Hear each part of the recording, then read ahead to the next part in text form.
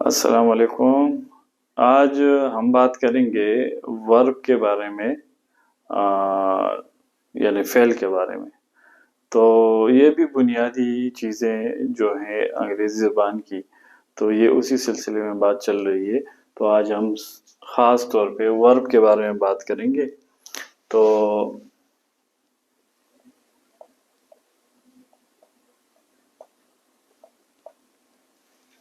ورب یعنی فعل، یعنی کام جو ہو رہا ہوتا ہے اس کے بارے میں۔ تو انگریزی زبان میں ہم اس کی جب بات کریں گے تو ورب کی 3 حالتیں ہوتی ہیں: فرسٹ فارم،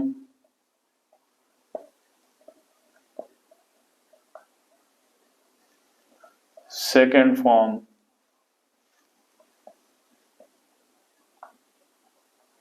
اور تھرڈ فارم۔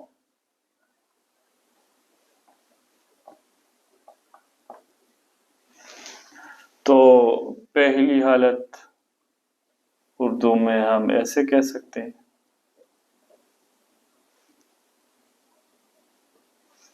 دوسری حالت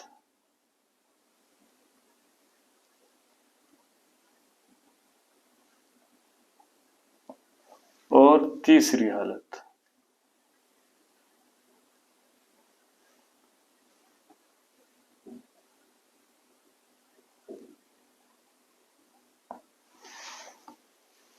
تو ورب یہ آپ کو خود سیکھنے پڑیں گے اور آپ کو خود مطالعہ کرنا پڑے گا، یاد کرنے پڑیں گے۔ جو میں آپ کو پڑھاؤں گا تو اس میں انشاءاللہ مختلف وربس کا، مختلف الفاظ کا میں استعمال کروں گا۔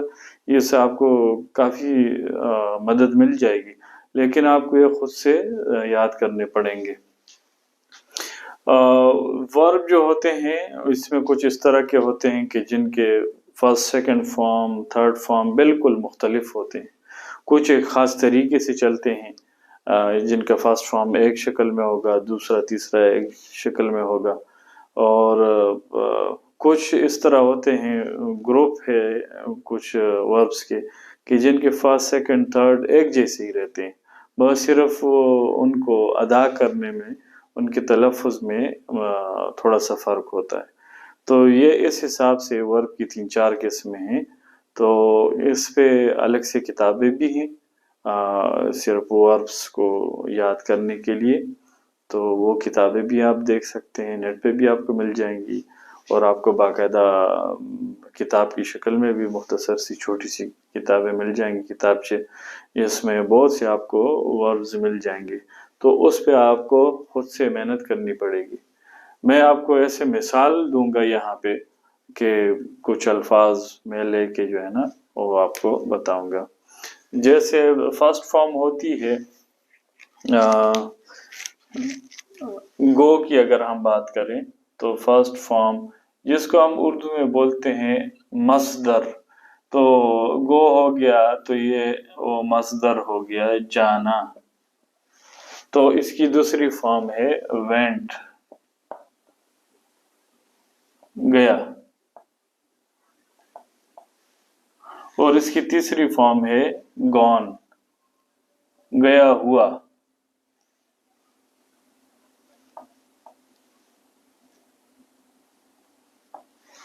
اس طرح میں ایک اور مثال لے لوں، دوسرا ایٹ، کھانا،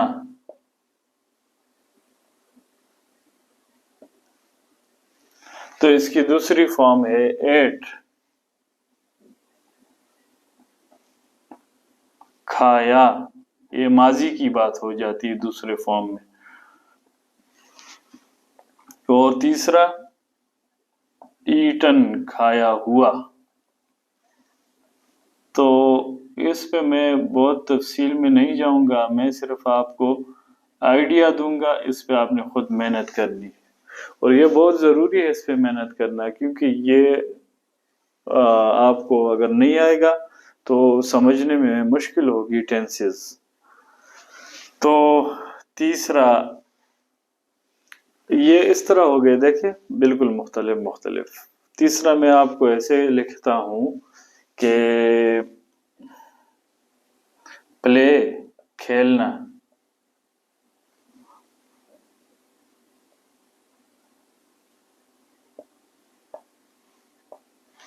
تو اس کی دوسری فارم آئے گی پلیڈ،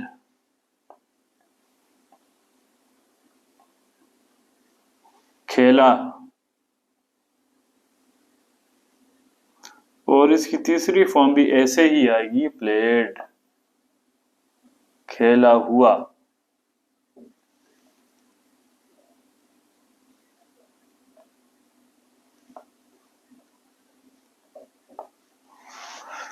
اور اسی طرح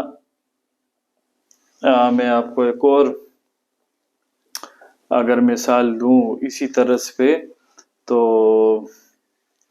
ایڈ، جمع کرنا،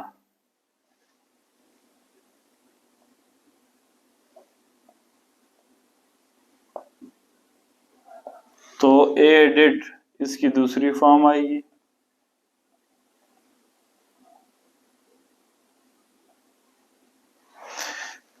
جمع کیا،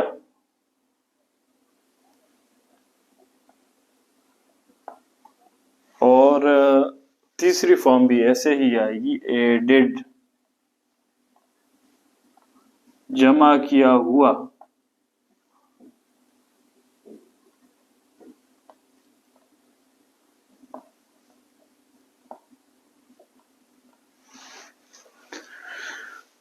اور تیسری ایک شکل ہوتی ہے جس میں ورب ایک جیسا رہتا ہے اسپیلنگ کے لحاظ سے، لیکن کبھی کبھار اس کا تلفظ چینج ہوتا ہے، یا اسپیلنگ بھی سیم رہتی ہے اور تلفظ بھی سیم رہتی ہے۔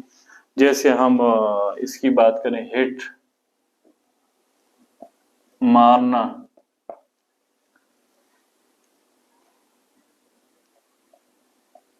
تو اس کی دوسری فارم بھی یہی ہے، مارا،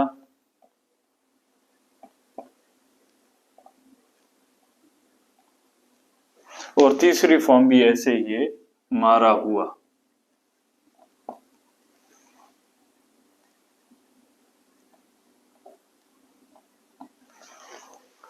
اس طرح میں آپ کو تھوڑے سے اس میں مٹا کے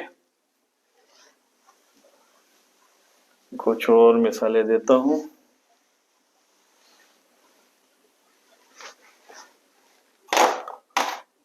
چھٹی مثال،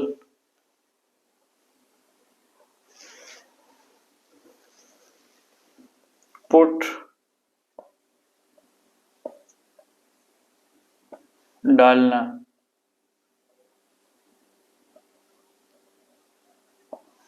تو اس کی دوسری فارم بھی پٹ ہے، ڈالا، اور تیسری بھی یہی ہے، پٹ، ڈالا ہوا۔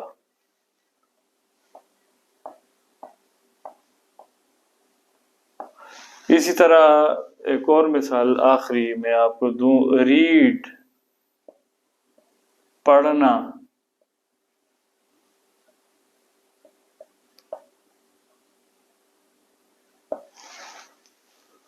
اس کی دوسری فارم سپیلنگ میں ایسی ہی ہے لیکن بولنے میں اس طرح نہیں ہے، یہ ہے ریڈ، پڑھا، اور تیسری فارم بھی ایسے ہی لکھی جاتی ہے لیکن بولی جاتی ہے ریڈ، پڑھا ہوا۔